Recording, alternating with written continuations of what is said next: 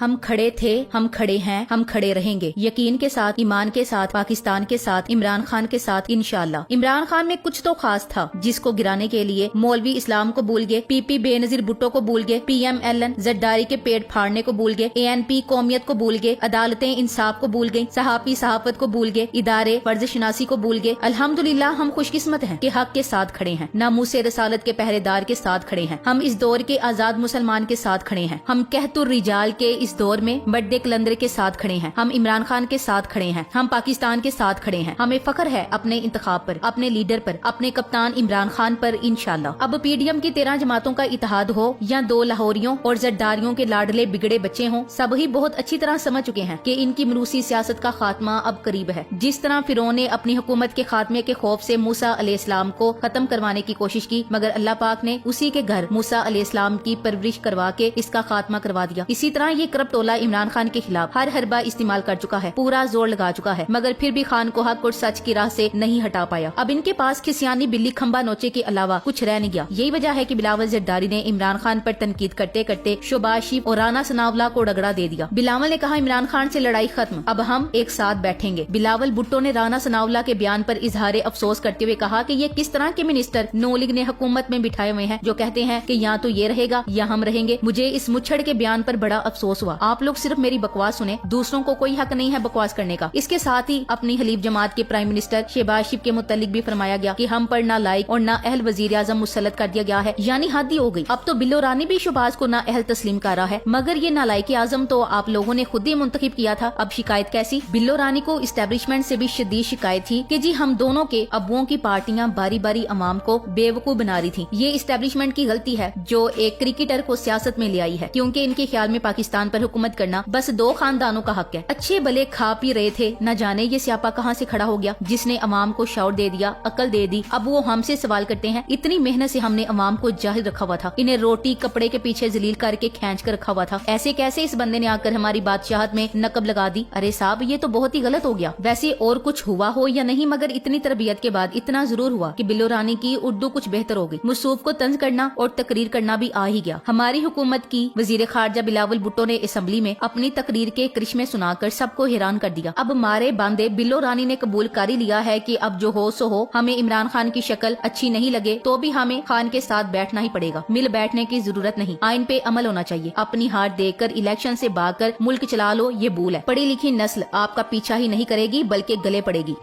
اپنے آپ کو چیف جسٹس کہلواتے ہیں اور فیصلے جب لکھتے ہیں تو آئین توڑتے ہیں۔ ایک وزیر صاحب نے کہا ایک انٹرویو میں کہ یا ہم ہوں گے یا وہ ہوں اپوزیشن کے بارے، اور افسوس کے ساتھ کہ ہمارا پولرائزیشن، ہمارا پارٹیزن شپ اس حد تک پہنچ چکا ہے۔ آخر کار جب یہ لڑائی ختم ہے تو ہمیں پھر سب آپس میں بیٹھ اور ان کے ساتھ بھی بیٹھنا پڑے گا جن کا شکل ہمیں پسند ہے۔ چیف جسٹسز تو تبدیل ہوتے رہے۔